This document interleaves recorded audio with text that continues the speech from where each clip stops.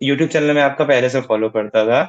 जो आपके short videos जो रहते हैं, जो 10-15 मिनट के, जिसमें आप एमसीक्यू सॉल्व कराते हैं, वो मुझे काफ़ी ठीक लगता था, क्योंकि उसमें कम स्पैन ऑफ टाइम में काफ़ी सारा वो कवर हो जाता है। और अगर वो टारगेटेड किसी एक सब्जेक्ट का, जैसे सॉइल साइंस का मैंने देख लिया, फर्टिलाइज़र का देख लिया, न्यूट्रिएंट का देख लिया, तो एक रिवीजन उसका बन जाता है, और अगर कहीं कोई कॉन्सेप्ट फँस रहा है, उसको रिवाइज़ कर सकते हैं।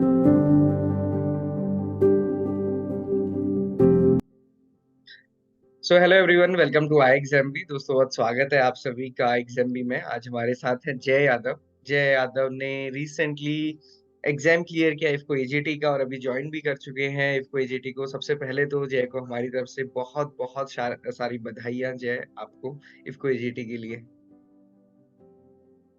Thank you sir, thank you so much sir. So कैसा फील कर रहे हैं अभी? कैसा लगा सिलेक्शन का? कितनी उम्मीद थी कि इंटरव्यू देने के बाद सिलेक्शन हो जाएगा? कैसा लगा रिजल्ट देख के? तो रिजल्ट देख के तो बहुत अच्छा लगा। हालांकि इफ मुझे बहुत ज्यादा उम्मीद थी नहीं इसका, क्योंकि इसका मेंस और शायद एफओ का प्री कंसेक्यूटिवली लाइंड अप था, एक के बाद एक दिन पे, और मेरा हम्म। डिफरेंट डिफरेंट सिटीज में दोनों एग्जाम्स भी थे। तो इतना मुझे इससे उम्मीद थी नहीं, एफओ के प्री से ज्यादा उम्मीद थी, हालांकि वो नहीं हुआ। बट ये हो गया था। और इंटरव्यू इंटरव्यू वाला पोर्शन में मुझे लग रहा था कि हाँ, ठीक ठीक गया था। मेरा इंटरव्यू 30-35 मिनट चला था, तो मुझे लग रहा था कि हाँ, इंटरव्यू में चांसेस मेरे हैं। तो इंटरव्यू भी फॉर्चुनेटली क्लियर हो गया था, और फाइनली मैंने फिर ज्वाइन कर लिया। बहुत अच्छा लग रहा है यहाँ पर आके। सो इंटरव्यू का रिजल्ट बहुत जल्दी आ गया था ना इसका। यस सर, नेक्स्ट डे ही आ गया था सर। तो आपको ऐसा नहीं लगा कि आप ही के लिए वेट कर रहे थे इफको वाले कि इंटरव्यू हुआ और बहुत अच्छा लगा उनको भी आपको भी, और लगा कि चलो जल्दी से ज्वाइन कर लेते हैं, कहीं स्टूडेंट निकल ना जाए हाथ से? खैर, ऐसा सभी के साथ नहीं ही नहीं हुआ सर, था। मतलब वो बोला, जी हम्म। जी, बोला था उन लोगों ने ऐसा कि ज्यादा ट्रांसपेरेंट मेंटेन करने के लिए, कि कुछ भी छेड़छाड़ ना हो रिजल्ट्स में। इस वजह से उन्होंने हाल के हाल ही रिजल्ट जारी कर दिया था, ताकि किसी भी तरीके का कोई भी वो ना हो, इशू के कैंडिडेट्स का, या कुछ भी ऐसा प्रॉब्लम क्रिएट ना हो। अच्छा, स्टार्ट करेंगे जय आपकी प्रिपरेशन जर्नी का, बट उससे पहले ना आप हमको बताइए कि आपने ग्रेजुएशन कहाँ से किया, कब किया, और उसके बाद पोस्ट ग्रेजुएशन अभी क्या कर रहे थे, और कौन कौन से एग्जामिनेशंस को आपने अभी टारगेट किया है? Okay sir. तो सर, फर्स्ट ऑफ ऑल, जैसा आपने बताया, मेरा नाम जय यादव है। मैं सर उत्तर प्रदेश के झांसी डिस्ट्रिक्ट का रहने वाला हूँ। मैंने अपनी बैचलर्स एग्रीकल्चर में वहीं बुंदेलखंड यूनिवर्सिटी झांसी से कंप्लीट की थी। उसके बाद मैंने सीएससी यूनिवर्सिटी कानपुर में एमएससी हॉर्टिकल्चर में एडमिशन लिया था, यूपी कैडेट एंट्रेंस जो वहाँ का होता है उसके थ्रू। उसमें मेरा 54 रैंक था। उसके बाद मैंने वहाँ एडमिशन लिया था, और एमएससी हॉर्टिकल्चर में आने के बाद, क्योंकि मैंने एंट्रेंस के लिए पढ़ाई की थी, तो वो पढ़ाई को लेकर के मैंने तैयारी एक शुरू की थी। एफओ के एग्जाम में अपेयर हुआ था मैं सबसे पहले, जो ओके। हमारा एमएससी के फर्स्ट ईयर में हुआ था, जो फर्स्ट ईयर में। यानी इसके पहले जो एग्जाम था वो वाला। उसके बाद फर्दर मैंने एएफओ में लास्ट इंटरव्यू तक दिया, फाइनल सिलेक्शन रह गया था 1 पॉइंट से। उसके बाद मुझे लगा कॉम्पिटेटिव एग्जाम्स में कर सकता हूँ, मतलब ये मेरा फील्ड ऑफ एरिया है जहाँ मैं कर सकता हूँ। तो फर्दर मैंने और बाकी सारे एग्जाम्स देखे, तो ये इफ्को का मुझे पता चला। इफ्को का मैंने सर फर्स्ट एग्जाम जो मेरा था लाइफ का कॉम्पिटेटिव एंट्रेंस के अलावा, वो इफ्को का मैंने दिया हुआ था, जो आया था मैं जब 8th सेमेस्टर में था अपने बीएससी के, इसके पहले। ओके। तो उसमें मेरा प्री क्लियर हो गया था सर, और मेंस देने में इंदौर गया था। बट मेंस मेरा क्लियर हुआ नहीं था, एलिजिबल भी मैं था नहीं। तो हम्म। वो तो उसको मैंने इसलिए काउंट नहीं किया, क्योंकि वो मैंने ऐसे ही एक्सपीरियंस के लिए दिया था। बट वो एक्सपीरियंस मेरा काम आया यहाँ पे मेन एग्जाम में। फिर एएफओ का एग्जाम दिया मैंने। उसके बाद फर्दर मैंने तैयारी की, और अभी लाइन से जो आपने बोला था, जो गोल्डन अपॉर्चुनिटी है इस बार, एनएससी का एग्जाम आया था, सीडब्ल्यूसी का एग्जाम आया था, इफको का एग्जाम आया था, एएफओ का एग्जाम आया था, D triple S B SO का फॉर्म आया था। हम्म। ये सारे एग्जाम्स आए हुए थे। तो ये सारे एग्जाम्स मैंने फिलअप किए, और इसके लिए मैंने पढ़ाई शुरू करी। तो इन सारे एग्जाम्स में सर एनएससी में थोड़ा सा अच्छा परफॉर्म किया। उसमें एग्री स्टोर में मैंने फॉर्म भरा था, उसमें 77 मेरे मार्क्स हैं। और सीडब्ल्यूसी का सर अभी रिजल्ट आया नहीं है। हाँ। बाकी इफ्को में तो हो ही गया है, ज्वाइनिंग भी दे दी है इफ्को ने, और एएफओ में मेरा नहीं हुआ था इस बार। इतने एग्जाम सर मैंने दिए थे। तो एएफओ में नहीं हुआ जब, उसके बाद खैर क्योंकि साथ साथ था इफको का और एएफओ का एग्जामिनेशन, तो जब एएफओ में भी नहीं हुआ ना, तो क्या लग रहा था उस टाइम पे कि क्या करेंगे, क्योंकि आप फाइनल ईयर में भी हो थे एमएससी के। सो कैसा उस समय क्या फीलिंग थी? सर एएफओ में नहीं हुआ था तो काफी बुरा लगा था ऑब्वियसली, क्योंकि तैयारी मैंने जो की थी वो एएफओ की थी, बट प्री को मैंने थोड़ा कर लिया था इस बार। मतलब नहीं करना चाहिए, जो कि जो नए एस्पिरेंट्स हैं उनको मैं यही कहूंगा कि हम्म। प्री को भी बराबर या फिर हो सके तो ज्यादा थोड़ा सा वो तवज्जो उस पे दीजिए, क्योंकि वो भी इक्वली इंपॉर्टेंट है और इक्वली कॉम्पिटेंट भी है वो, क्योंकि अब एग्रीकल्चर के बच्चे भी जो हमारी मैथ्स रीजनिंग इंग्लिश इन सब में है वो अच्छा परफॉर्म करने लगे हैं। पहले जैसा सिनेरियो नहीं रहा है कि 12 नंबर 13 नंबर कट ऑफ गई, 17 नंबर जैसे गई थी पिछली बार।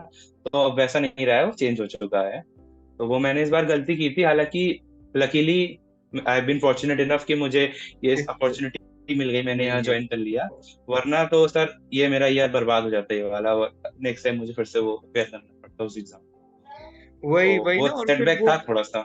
वो यस, क्योंकि जो नेक्स्ट ईयर स्टूडेंट्स प्रिपेयर करेंगे उनको ये जानना जरूरी है, क्योंकि बहुत सारे स्टूडेंट्स के साथ ऐसा नहीं हुआ कि उनको इफको की अपॉर्चुनिटी मिली। इफको नो डाउट बहुत एक अच्छी अपॉर्चुनिटी है, मतलब मैं तो इक्विवेलेंट कहूंगा, क्योंकि मैं बहुत सारे लोगों को जानता हूँ, मेरे जूनियर्स हैं कई सारे जो ऑलरेडी इफको में वर्क कर रहे हैं। सो जय, आपने जो प्रिपरेशन स्टार्ट यस की, बेसिकली इफको एजीटी को तो आपने टारगेट नहीं किया होगा, अपने एएफओ को टारगेट किया होगा। सो आपने कैसे स्टार्टिंग में, क्योंकि यस जैसे सर। आपने बताया कि प्रीलिम्स को थोड़ा कम किया था, तो मेजर फोकस क्या था आपका? सर एक चीज और मैं मेंशन करना चाहूंगा उसके पहले, हम्म। कि इस बार तो यहाँ पे जो मेरे फेलो कलीग्स थे उसमें से सर कुछ लोग बैंक छोड़ के भी आए हैं, सीबीआई छोड़ के भी कुछ बच्चे ज्वाइन किए हैं, कुछ लोग cotton corporation of India leave करके आए हैं, एनएफएल छोड़ के आए हैं। तो ये अपॉर्चुनिटी तो बहुत अच्छी है, क्योंकि एफओ छोड़ के लोग ज्वाइन कर रहे हैं। और उसके अलावा सर जो बात रही कि वो तैयारी की, तो प्री सर मैं इतना तैयार पिछली बार भी नहीं किया था, इस बार भी नहीं किया था। बट वही मैं कहूँगा कि प्री बच्चों को अच्छे से तैयार करना चाहिए। यूट्यूब पे इनफ मटेरियल है, या आप जहीं कहाँ से कोचिंग कर रहे हैं वहाँ जहाँ से भी आप पढ़ रहे हैं, बट प्री को टाइम देना इंपॉर्टेंट है। टाइम नहीं देते हैं बच्चे प्री को, और फिर वो कहते हैं होता नहीं है, बट टाइम उसको दे हो जाएगा, क्योंकि उसमें ऐसा कुछ है नहीं प्री में जो ना हो सके किसी से। और सर उसके बाद मेंस का रहा, तो मेंस का सर जो मैंने एमएससी के लिए प्रिपेयर किया था एंट्रेंस के लिए, वही मोर और लेस सर उतना ही रहता है जो बीएससी का आपका आपने पढ़ा हुआ होता, वही रहता है। तो वही मैंने रिवाइज ही किया था, वही मैंने एएफओ मेंस जो मैंने क्वालिफाई किया था तब पढ़ा, वही मैंने इस बार रिवाइज किया था। और वही देख के सर इसका होगा तो प्री और मेंस क्लियर हो गया था उसी से। ये तो है खैर कि ये समझना भी ना कि पढ़ तो हमने लिया है ऑलरेडी ग्रेजुएशन में, बस उसको रिवाइज करना ज्यादा यस सर। इम्पोर्टेंट है। कोई नई चीज हम नहीं पढ़ने वाले, नया तो मेरे हिसाब से क्वांट सीजनिंग इंग्लिश ही है जो हमने रेगुलर नहीं पढ़ा है। Yes sir. सो और एक बात और है सर के, मतलब पढ़ा तो सभी लोगों ने रहता ही है जी सर, बट उसका इफेक्टिव रिवीजन और जो आपने पढ़ा है उस पे आपका कॉन्फिडेंस जरूरी है। मतलब ज्यादा नहीं पढ़ना है हम लोगों को, बट जो हमने पढ़ा है उस पे बिलीव रखें अपने सोर्स पे। कोई भी सोर्स गलत नहीं होता है, जो भी सोर्सेज चल रहे हैं बच्चे अगर उसको रेफर कर रहे हैं तो वो अच्छा ही है सोर्स, उसको आप कॉन्फिडेंस रखिए और उसी को ज्यादा पढ़िए, ताकि आप चेंज करें स्विच कहूंगा, उसी को आप दोबारा पढ़िए। तो इतना उससे हो जाता है कि आप एग्जाम्स देंगे तो आपके क्वालिफाई होने शुरू हो जाएंगे।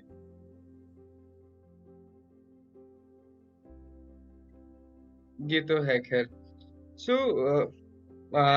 जब आपने प्रिपरेशन शुरू की, या फिर प्रिपरेशन के टाइम पे आई एग्जाम भी ने कैसे हेल्प किया आपको इस पूरी जर्नी में? सर जैसा कि मैंने आपको बताया कि एएफओ का लास्ट टाइम 1.6 से मेरा रुक गया था, उसके बाद मैंने एएफओ के लिए प्रिपेयर करना स्टार्ट किया।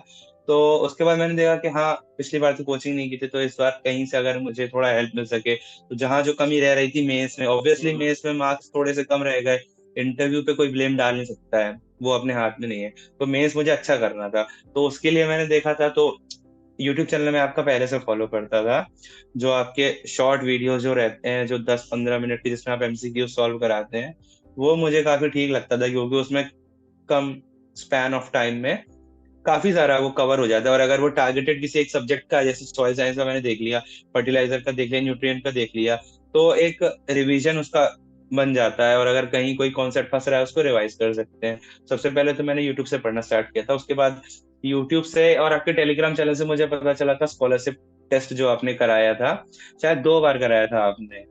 तो एक शायद नाबार्ड का भी कराया था, एफओ का भी कराया था, तो वो स्कॉलरशिप टेस्ट में अपियर हुआ था। उसमें मेरी शायद 19 या 21 ऐसी कोई रैंक थी। तो जो भी मेरी रैंक थी, 100% मुझे स्कॉलरशिप मिली थी आपके थ्रू। तो कोर्स मुझे आपका फ्री में मिला था, और उसकी वैलिडिटी पहले शायद कम थी, बट मैंने सर से बात की थी, जो भी सर ने मुझे लॉगिन क्रेडेंशियल्स दिए थे, उन्होंने फिर वैलिडिटी उसकी इंक्रीज कर दी थी टिल द मेंस एग्जाम। तो एग्जैक्टली। उससे मैंने सर, फिर आपके जो मॉक टेस्ट वहां पर पड़े हुए हैं, इनफ नंबर में है, इतना अगर है, काफी क्वेश्चंस वहां पर है वो, और जो जो प्रिंटेड वहां पे जो पीडीएफ वगैरह हैं, वो सब समराइज डेटा जो है, वो सब सर मैंने पढ़ा था। और इवन शायद उसमें सेक्शन भी था, अदर एग्जाम्स का भी आप उसमें ऐड कर देते हैं, इसको क्रिप्को वगैरह अगर बीच में आता है, तो उसका जो अगर रेलिवेंट कुछ एक्स्ट्रा है तो वो आप उसी कोर्स में ऐड कर देते हैं। तो वो सब मैं फॉलो करता था, और वहां से मुझे सर मदद मिली थी मेरा एग्रीकल्चर स्ट्रॉन्ग करने के लिए। ये तो है कि हमने अपने एएफओ के कोर्स में ही ये सारी चीजें ऐड कर देते हैं जो सिमिलर काइंड ऑफ कोर्सेज हैं, मतलब जिसमें कुछ भी नया चीज नहीं होता है, बट कुछ ना कुछ जैसे इफ्को के बारे में ये सारी चीजें रहती हैं। Yes sir. जैसे इसमें अच्छा। थोड़ा पंचायती राज वगैरह आता है, या हाँ, वो सब आता है, तो वो एक्स्ट्रा मटेरियल वहां पे मिल जाता है, तो थोड़ा सा कन्वीनियंट हो जाता है। तो आपने बताया साथ में आपका पोस्ट ग्रेजुएशन चल रहा है, तो यस पोस्ट सर। ग्रेजुएशन भी हो गया, तो इसको आप कैसे देखते हैं कि पोस्ट ग्रेजुएशन भी हो गया, जॉब में भी लग गए, गैप नहीं रहा बीच में, आगे क्या प्लान है? मतलब सर ये तो मतलब बहुत अच्छी बात है अगर सही समय पे ऐसे हो जाता है। वरना फिर उसके बाद भी मैं सोच रहा था कि पीएचडी करने का सर मेरा मन नहीं था, क्योंकि मतलब और इसके फर्दर जाने का इतना था नहीं रिसर्च में मेरा। तो मैंने सोचा था कि इसके बाद फिर या तो मैं ड्रॉप लेता, तैयारी करता, और साथ साथ में बस पीएचडी में एडमिशन ले लेता फॉर द सेक ऑफ कि कुछ कर रहे हैं उसके लिए। But luckily I have been fortunate enough के गैप नहीं करना पड़ा, और उसके एमएससी कंप्लीट होने से पहले ही ज्वाइनिंग मेरी हो गई है। तो वो सर एक अच्छी बात हुई, और अगर मेहनत करेंगे हम, तो आज नहीं तो कल सबका सिलेक्शन हो ही जाता है। हो ही यस जाता सर। है, ये बात तो है, बट वही है कि हम टारगेट थोड़ा सा अपना क्लियर करें, और जो आपने कहा, ये कॉन्फिडेंस रहे ना अगर हमको कि हमने जो पढ़ा है बट उसको इफेक्टिवली रिवाइज करना है, मुझे लगता है वो उसमें ही कहीं ना कहीं सक्सेस हमें मिल जाती है, क्योंकि डेफिनेटली अपॉर्चुनिटीज बहुत सारी आती रहती हैं बीच बीच में। यस सर, तो एग्रीकल्चर अब ऐसी फील्ड ही है। अच्छा, ये बताइए कि इफ्को में अभी तक कैसा लग रहा है, कैसा फील आ रहा है वहाँ पे, ऑफिसर वाला फील आ रहा है कि नहीं आ रहा है, ओवरऑल कैसा लगा आपको यहाँ? सर इसको में तो मतलब बहुत ही अच्छा लग रहा है, जो सीनियर ऑफिसर्स भी हैं और जो बाकी लोग भी हैं, वो बहुत मतलब ट्रांजिशन थोड़ा सा डाइजेस्ट करने में थोड़ा सा टाइम लगा एकदम से।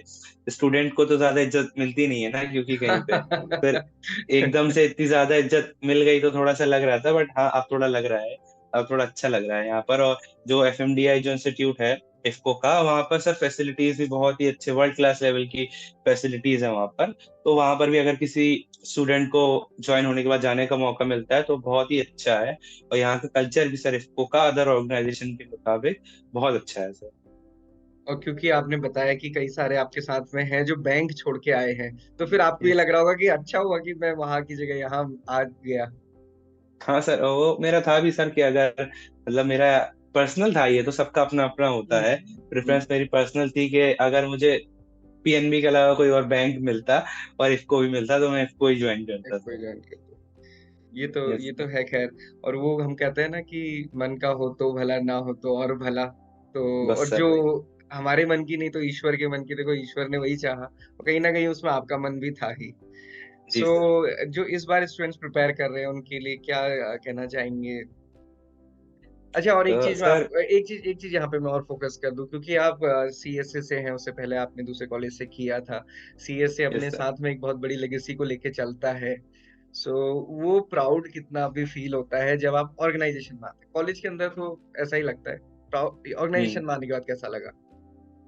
तो कॉलेज के अंदर लगता था कि हाँ, सीनियर से पता चलता था भाई, जितनी भी लीडिंग हमारी कंट्री में ऑर्गेनाइजेशन है, चाहे वो एनएससी हो, सीडब्ल्यूसी हो, सभी जगह सीएसए के एलुमनाई बेस है। और यहाँ आने के बाद सर और भी ज्यादा अच्छा लगा, क्योंकि पैनल मेंबर में भी एक सीएसए के थे सर जो इंटरव्यू ले रहे थे।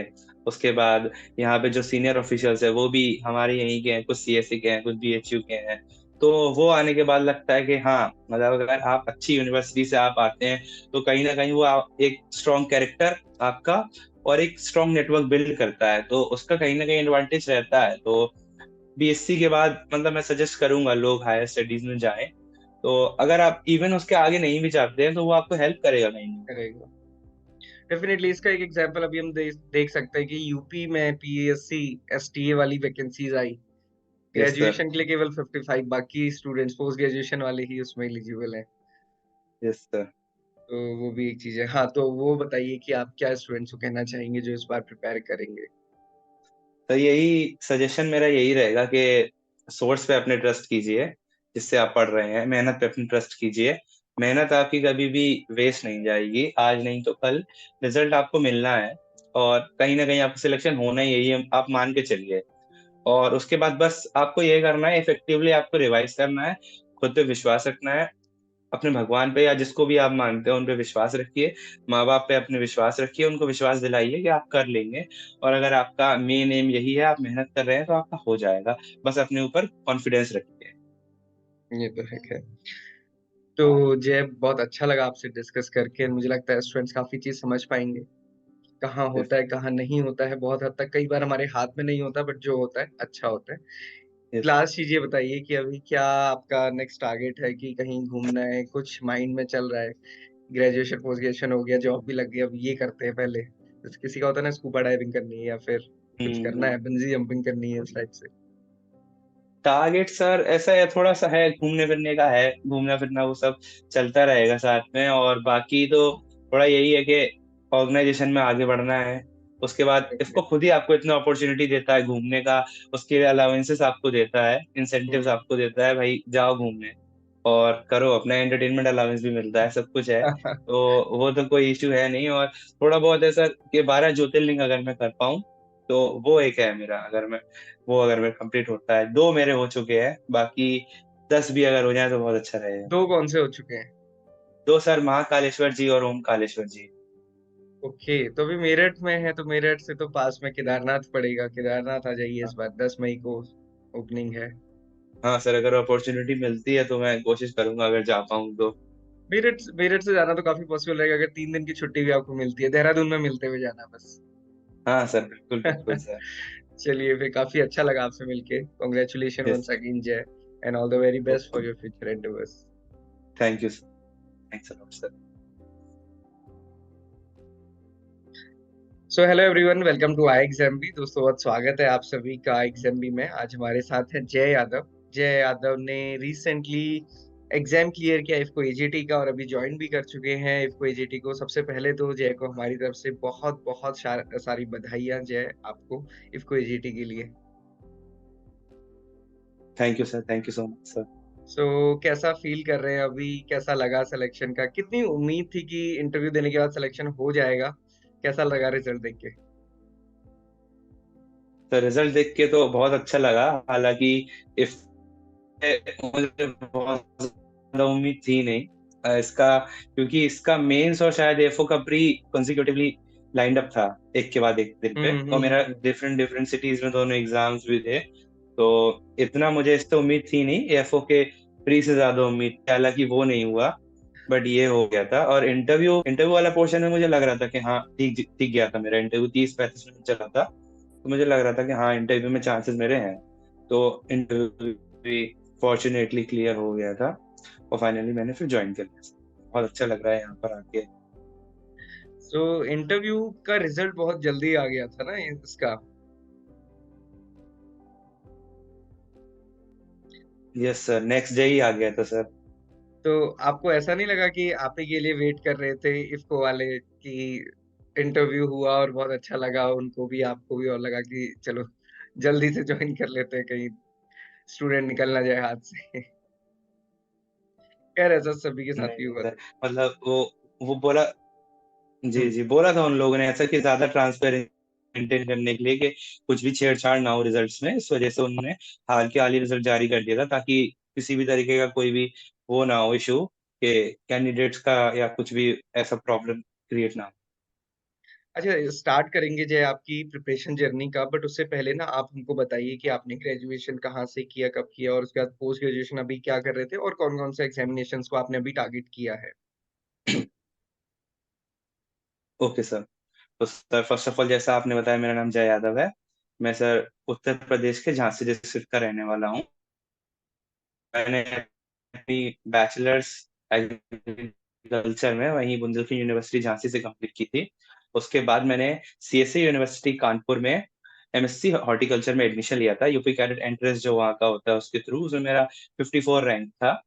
उसके बाद मैंने वहाँ एडमिशन लिया था और एमएससी हॉर्टिकल्चर में आने के बाद, क्योंकि मैंने एंट्रेंस के लिए पढ़ाई की थी, तो वो पढ़ाई को लेकर के मैंने तैयारी एक शुरू की थी। एफओ का एग्जाम में अपेयर हुआ था मैं सबसे पहले, जो ओके। हमारा एमएससी के फर्स्ट ईयर में हुआ था, जो फर्स्ट ईयर में। यानी इसके पहले जो एग्जाम था वो वाला। उसके बाद फर्दर मैंने एएफओ में लास्ट इंटरव्यू तक दिया, फाइनल सिलेक्शन रह गया था 1 पॉइंट से। उसके बाद मुझे लगा कॉम्पिटेटिव एग्जाम्स में कर सकता हूँ, मतलब ये मेरा फील्ड ऑफ एरिया है जहाँ मैं कर सकता हूँ। तो फर्दर मैंने और बाकी सारे एग्जाम्स देखे, तो ये इफ्को का मुझे पता चला। इफ्को का मैंने सर फर्स्ट एग्जाम जो मेरा था लाइफ का कॉम्पिटेटिव एंट्रेंस के अलावा, वो इफ्को का मैंने दिया हुआ था, जो आया था मैं जब 8th सेमेस्टर में था अपने बीएससी के, इसके पहले। ओके। तो उसमें मेरा प्री क्लियर हो गया था सर, और मेंस देने में इंदौर गया था, बट मेंस मेरा क्लियर हुआ नहीं था, एलिजिबल भी मैं था नहीं। तो हम्म। वो तो उसको मैंने इसलिए काउंट नहीं किया, क्योंकि वो मैंने ऐसे ही एक्सपीरियंस के लिए दिया था। बट वो एक्सपीरियंस मेरा काम आया यहाँ पे मेन एग्जाम में। फिर एएफओ का एग्जाम दिया मैंने।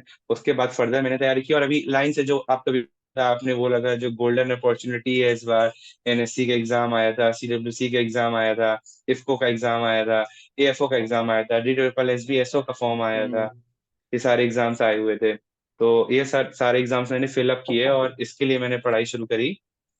तो इन सारे एग्जाम्स में सर एनएससी में थोड़ा सा अच्छा परफॉर्म किया, उसमें एग्री स्टोर में मैंने फॉर्म भरा था, उसमें 77 मेरे मार्क्स हैं। और सीडब्ल्यूसी का सर अभी रिजल्ट आया नहीं है। हाँ। बाकी इफ्को में तो हो ही गया है, ज्वाइनिंग भी दे दी है इफ्को ने, और एएफओ में मेरा नहीं हुआ था इस बार। इतने एग्जाम सर मैंने दिए थे। तो एएफओ में नहीं हुआ जब, उसके बाद खैर क्योंकि साथ साथ था इफको का और एएफओ का एग्जामिनेशन, तो जब एएफओ में भी नहीं हुआ ना, तो क्या लग रहा था उस टाइम पे कि क्या करेंगे, क्योंकि आप फाइनल ईयर में भी हो थे एमएससी के। सो कैसा उस समय क्या फीलिंग थी। सर एएफओ में नहीं हुआ था तो काफी बुरा लगा था ऑब्वियसली, क्योंकि तैयारी मैंने जो की थी वो एएफओ की थी, बट प्री को मैंने थोड़ा कर लिया था इस बार। मतलब नहीं करना चाहिए, जो कि जो नए एस्पिरेंट्स हैं उनको मैं यही कहूंगा कि हम्म। प्री को भी बराबर, या फिर हो सके तो ज्यादा थोड़ा सा वो तवज्जो उस पे दीजिए, क्योंकि वो भी इक्वली इंपॉर्टेंट है और इक्वली कॉम्पिटेंट भी है वो, क्योंकि अब एग्रीकल्चर के बच्चे भी जो हमारी मैथ्स रीजनिंग इंग्लिश इन सब में है वो अच्छा परफॉर्म करने लगे हैं। पहले जैसा सिनेरियो नहीं रहा है कि 12 नंबर 13 नंबर कट ऑफ गई, 17 नंबर जैसे गई थी पिछली बार। तो अब वैसा नहीं रहा है, वो चेंज हो चुका है। तो वो मैंने इस बार गलती की थी, हालांकि luckily I been fortunate enough कि मुझे ये अपॉर्चुनिटी मिल गई, मैंने मिल यहाँ गई। ज्वाइन कर लिया। वरना तो सर ये मेरा ईयर बर्बाद हो जाता है ये वाला। नेक्स्ट टाइम मुझे फिर से वो अपेयर करना पड़ता उस एग्जाम। वही तो वही वो ना, और फिर सेटबैक था थोड़ा सा। वो यस, क्योंकि जो नेक्स्ट ईयर स्टूडेंट्स प्रिपेयर करेंगे उनको ये जानना जरूरी है, क्योंकि बहुत सारे स्टूडेंट्स के साथ ऐसा नहीं हुआ कि उनको इफको की अपॉर्चुनिटी मिली। इफको नो डाउट बहुत एक अच्छी अपॉर्चुनिटी है, मतलब मैं तो इक्विवेलेंट कहूंगा, क्योंकि मैं बहुत सारे लोगों को जानता हूँ, मेरे जूनियर्स हैं कई सारे जो ऑलरेडी इफको में वर्क कर रहे हैं। सो जय, आपने जो प्रिपरेशन स्टार्ट यस की बेसिकली इफको एजीटी को, तो आपने टारगेट नहीं किया होगा, आपने एएफओ को टारगेट किया होगा। सो आपने कैसे स्टार्टिंग में, क्योंकि जैसा सर। आपने बताया कि प्रीलिम्स को थोड़ा कम किया था, तो मेजर फोकस क्या था आपका। सर एक चीज और मैं मेंशन करना चाहूंगा उसके पहले, हम्म। कि इस बार तो यहाँ पे जो मेरे फेलो कलीग्स थे उसमें से सर कुछ लोग बैंक छोड़ के भी आए हैं, सीबीआई छोड़ के भी कुछ बच्चे ज्वाइन किए हैं, कुछ लोग cotton corporation of India leave करके आए हैं, एनएफएल छोड़ के आए हैं। तो ये अपॉर्चुनिटी तो बहुत अच्छी है, क्योंकि एफओ छोड़ के लोग ज्वाइन कर रहे हैं। और उसके अलावा सर जो बात रही कि वो तैयारी की, तो प्री सर मैं इतना तैयार पिछली बार भी नहीं किया था, इस बार भी नहीं किया था। बट वही मैं कहूँगा कि प्री बच्चों को अच्छे से तैयार करना चाहिए। यूट्यूब पे इनफ मटेरियल है, या आप जहीं कहाँ से कोचिंग कर रहे हैं वहां जहाँ से भी आप पढ़ रहे हैं, बट प्री को टाइम देना इंपॉर्टेंट है। टाइम नहीं देते हैं बच्चे प्री को, और फिर वो कहते हैं होता नहीं है, बट टाइम उसको दे हो जाएगा, क्योंकि उसमें ऐसा कुछ है नहीं प्री में जो ना हो सके किसी से। और सर उसके बाद मेंस का रहा, तो मेंस का सर जो मैंने एमएससी के लिए प्रिपेयर किया था एंट्रेंस के लिए, वही मोर और लेस सर उतना ही रहता है जो बीएससी का आपका आपने पढ़ा हुआ होता वही रहता है, तो वही मैंने रिवाइज ही किया था। वही मैंने एएफओ मेंस जो मैंने क्वालिफाई किया था तब पढ़ा, वही मैंने इस बार रिवाइज किया था। और वही देख के सर इसका का तो प्री और मेंस क्लियर हो गया था उसी से। ये तो है खैर कि ये समझना भी ना कि पढ़ तो हमने लिया है ऑलरेडी ग्रेजुएशन में, बस उसको रिवाइज करना ज्यादा यस सर। इम्पोर्टेंट है। कोई नई चीज हम नहीं पढ़ने वाले। नया तो मेरे हिसाब से क्वांट सीजनिंग इंग्लिश ही है जो हमने रेगुलर नहीं पढ़ा है। Yes sir. सो और एक बात और है सर के हाँ, मतलब पढ़ा तो सभी लोगों ने रहता ही है। जी सर, बट उसका इफेक्टिव रिवीजन और जो आपने पढ़ा है उस पे आपका कॉन्फिडेंस जरूरी है। मतलब ज्यादा नहीं पढ़ना है हम लोगों को, बट जो हमने पढ़ा है उस पे बिलीव रखें अपने सोर्स पे। कोई भी सोर्स गलत नहीं होता है, जो भी सोर्सेस चल रहे हैं बच्चे अगर उसको रिफर कर रहे हैं तो वो अच्छा ही है सोर्स, उसको आप कॉन्फिडेंस रखिए और उसी को ज्यादा पढ़िए, ताकि आप चेंज करें स्विच कहूंगा उसी को आप दोबारा पढ़िए। तो इतना उससे हो जाता है कि आप एग्जाम्स देंगे तो आपके क्वालिफाई होने शुरू हो जाएंगे।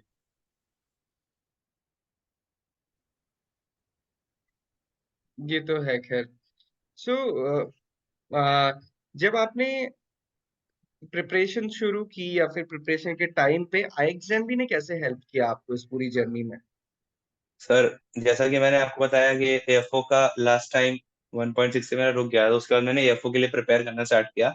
तो उसके बाद मैंने देखा कि हाँ पिछली बार तो कोचिंग नहीं की थी, तो इस बार कहीं से अगर मुझे थोड़ा हेल्प मिल सके, तो जहाँ जो कमी रह रही थी मेंस में, ऑब्वियसली मेंस में मार्क्स थोड़े से कम रह गए, इंटरव्यू पे कोई ब्लेम डाल नहीं सकता है, वो अपने हाथ में नहीं है। तो मेंस मुझे अच्छा करना था, तो उसके लिए मैंने देखा था, तो यूट्यूब चैनल में आपका पहले से फॉलो करता था, जो आपके शॉर्ट वीडियोस जो रहते हैं जो 10-15 मिनट की जिसमें आप एमसीक्यू सॉल्व कराते हैं, वो मुझे काफी ठीक लगता था, क्योंकि उसमें कम स्पैन ऑफ टाइम में काफी सारा वो कवर हो जाता है। और अगर वो टारगेटेड किसी एक सब्जेक्ट का, जैसे सॉइल साइंस का मैंने देख लिया, फर्टिलाइजर का देख लिया, न्यूट्रिएंट का देख लिया, तो एक रिवीजन उसका बन जाता है। और अगर कहीं कोई कॉन्सेप्ट फंस रहा है उसको रिवाइज कर सकते हैं। सबसे पहले तो मैंने यूट्यूब से पढ़ना स्टार्ट किया था, उसके बाद यूट्यूब से और आपके टेलीग्राम चैनल से मुझे पता चला था स्कॉलरशिप टेस्ट जो आपने कराया था, शायद 2 बार कराया था आपने। तो एक शायद नाबार्ड का भी कराया था, एफओ का भी कराया था, तो वो स्कॉलरशिप टेस्ट में अपेयर हुआ था। उसमें मेरी शायद 19 या 21 ऐसी कोई रैंक थी। तो जो भी मेरी रैंक थी 100% मुझे स्कॉलरशिप मिली थी आपके थ्रू। तो कोर्स मुझे आपका फ्री में मिला था। और उसकी वैलिडिटी पहले शायद कम थी, बट मैंने सर से बात की थी, जो भी सर ने मुझे लॉगिन क्रेडेंशियल्स दिए थे, उन्होंने फिर वैलिडिटी उसकी इंक्रीज कर दी थी टिल द मेंस एग्जाम। तो उससे मैंने सर फिर आपके जो मॉक टेस्ट वहां पर पड़े हुए हैं इनफ नंबर में है, इतना अगर है, काफी क्वेश्चंस वहां पर है वो। और जो जो प्रिंटेड वहां पे जो पीडीएफ्स वगैरह हैं, वो सब समराइज डेटा जो है वो सब सर मैंने पढ़ा था। और इवन शायद उसमें सेक्शन भी था अदर एग्जाम्स का भी, आप उसमें ऐड कर देते हैं इसको क्रिप्को वगैरह अगर बीच में आता है, तो उसका जो अगर रेलिवेंट कुछ एक्स्ट्रा है तो वो आप उसी कोर्स में ऐड कर देते हैं। तो वो सब मैं फॉलो करता था, और वहां से मुझे सर मदद मिली थी मेरा एग्रीकल्चर स्ट्रॉन्ग करने के लिए। ये तो है खैर कि हमने अपने एएफओ के कोर्स में ही ये सारी चीजें ऐड कर देते हैं जो सिमिलर काइंड ऑफ कोर्सेज हैं, मतलब जिसमें कुछ भी नया चीज नहीं होता है, बट कुछ ना कुछ जैसे इफको के बारे में ये सारी चीजें रहती हैं। Yes sir. जैसे इसमें अच्छा। थोड़ा पंचायती राज वगैरह आता है या हाँ, वो सब आता है, तो वो एक्स्ट्रा मटेरियल वहां पे मिल जाता है, तो थोड़ा सा कन्वीनियंट हो जाता है। तो आपने बताया साथ में आपका पोस्ट ग्रेजुएशन चल रहा है, तो यस पोस्ट सर। ग्रेजुएशन भी हो गया, तो इसको आप कैसे देखते हैं कि पोस्ट ग्रेजुएशन भी हो गया, जॉब में भी लग गए, गैप नहीं रहा बीच में, आगे क्या प्लान है? मतलब सर ये तो मतलब बहुत अच्छी बात है अगर सही समय पे ऐसे हो जाता है।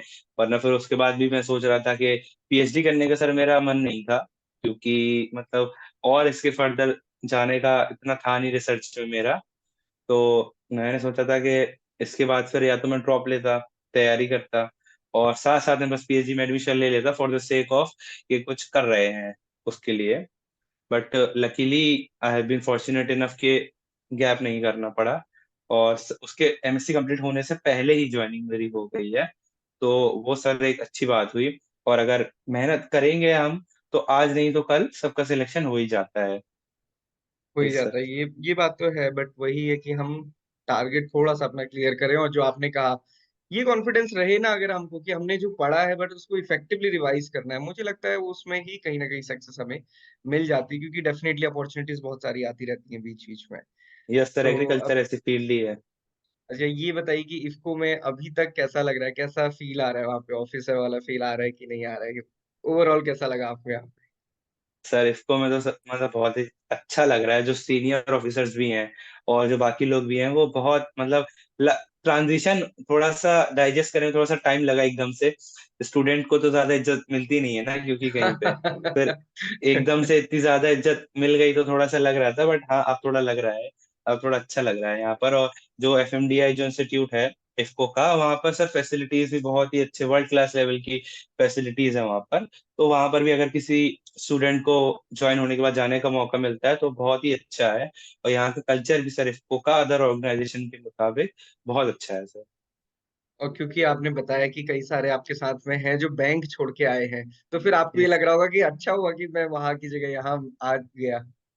हाँ सर, वो मेरा था भी सर कि अगर मतलब मेरा पर्सनल था, ये तो सबका अपना अपना होता है। हम्म। प्रेफरेंस मेरी पर्सनल थी कि अगर मुझे पीएनबी के अलावा कोई और बैंक मिलता और इफको भी मिलता तो मैं इफको ही ज्वाइन एक करता कोई सर। ज्वाइन करते, ये यस तो है खैर। और वो हम कहते हैं ना कि मन का हो तो भला, ना हो तो और भला। तो बस और सर जो वही। हमारे मन की नहीं तो ईश्वर के मन की, देखो ईश्वर ने वही चाहा और कहीं ना कहीं उसमें आपका मन भी था ही। जी सो सर। जो इस बार स्टूडेंट्स प्रिपेयर कर रहे हैं उनके लिए क्या कहना चाहेंगे? अच्छा, और एक चीज मैं सर। आप एक चीज यहाँ पे मैं और फोकस कर दूं, क्योंकि आप सीएसए से हैं, उससे पहले आपने दूसरे कॉलेज से किया था। सीएसए यस अपने सर। साथ में एक बहुत बड़ी लेगेसी को लेके चलता है। सो वो प्राउड कितना भी फील होता है जब आप ऑर्गेनाइजेशन में आते हैं, कॉलेज के अंदर तो ऐसा ही लगता है। प्राउड हम्म। ऑर्गेनाइजेशन में आने के बाद कैसा लगा? तो कॉलेज के अंदर लगता था कि हाँ, सीनियर से पता चलता था भाई, जितनी भी लीडिंग हमारी कंट्री में ऑर्गेनाइजेशन है, चाहे वो एनएससी हो, सीडब्ल्यूसी हो, सभी जगह सीएसए के एलुमनाई बेस है। और यहाँ आने के बाद सर और भी ज्यादा अच्छा लगा, क्योंकि पैनल मेंबर में भी एक सीएसए के थे सर जो इंटरव्यू ले रहे थे। उसके बाद यहाँ पे जो सीनियर ऑफिशियल्स है वो भी हमारे यहीं के हैं, कुछ सीएसए के हैं, कुछ बीएचयू के हैं। तो वो आने के बाद लगता है कि हाँ, मतलब अगर आप अच्छी यूनिवर्सिटी से आप आते हैं तो कहीं ना कहीं वो एक स्ट्रॉन्ग कैरेक्टर आपका और एक स्ट्रॉन्ग नेटवर्क बिल्ड करता है, तो उसका कहीं ना कहीं एडवांटेज रहता है। तो बीएससी के बाद मतलब मैं सजेस्ट करूंगा लोग हायर स्टडीज में जाएं। तो अगर आप इवन उसके आगे नहीं भी चाहते हैं तो वो आपको हेल्प करेगा कहीं ना कहीं। करेगा डेफिनेटली। इसका एक एग्जांपल अभी हम देख सकते हैं कि यूपी में पीएससी एसटीए वाली वैकेंसीज आई, यस सर। ग्रेजुएशन के लिए केवल 55, बाकी स्टूडेंट्स पोस्ट ग्रेजुएशन वाले ही उसमें एलिजिबल हैं।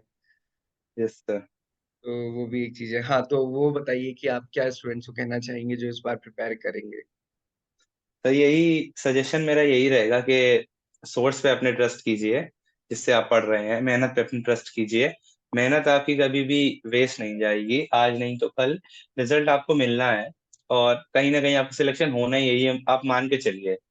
और उसके बाद बस आपको ये करना है, इफेक्टिवली आपको रिवाइज करना है, खुद पे विश्वास रखना है, अपने भगवान पे या जिसको भी आप मानते हो उन पे विश्वास रखिए, माँ बाप पे अपने विश्वास रखिए, उनको विश्वास दिलाइए कि आप कर लेंगे। और अगर आपका मेन एम यही है, आप मेहनत कर रहे हैं, तो आपका हो जाएगा। बस अपने ऊपर कॉन्फिडेंस रखिए। ये तो है खैर। तो जय, बहुत अच्छा लगा आपसे डिस्कस करके। मुझे लगता है स्टूडेंट्स काफी चीज समझ पाएंगे, कहाँ यस। होता है कहाँ नहीं होता है। बहुत हद तक कई बार हमारे हाथ में नहीं होता, बट जो होता है अच्छा होता है। यस। लास्ट चीज ये बताइए कि अभी क्या आपका नेक्स्ट टारगेट है, कि कहीं घूमना है, कुछ माइंड में चल रहा है? ग्रेजुएशन पोस्ट ग्रेजुएशन हो गया, जॉब भी लग गई, अब ये करते हैं पहले, जैसे किसी का होता है ना स्कूबा डाइविंग करनी है, या फिर कुछ करना है, बंजी जंपिंग करनी है इस टाइप से।